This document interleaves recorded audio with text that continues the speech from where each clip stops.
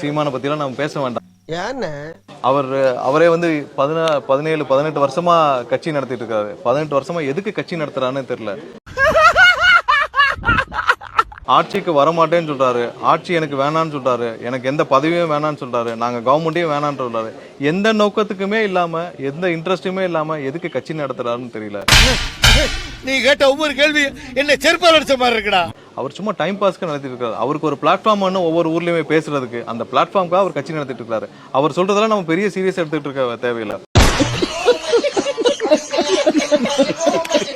அதே மாதிரி எவனாவது என் பிள்ளை கிட்ட டவுரி வரதட்சணை நீ வாங்கின, நீ வாழ போறது என் பெண்ணோடவா, என் பெண்ணு கொண்டு வர பொண்ணோடவா, குடும்பத்தை ஏதோட நடத்த போறேன்.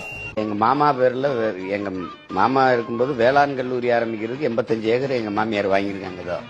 அப்ப அந்த நிலத்தை எனக்கு தரலைன்னு கோவம் இருக்கு. இப்ப எனக்கு மொட்டாட்டிக்கு சண்டை நடக்குது. இதுக்கெல்லாம் பேர் எனக்கு தெரியுமா? எச்ச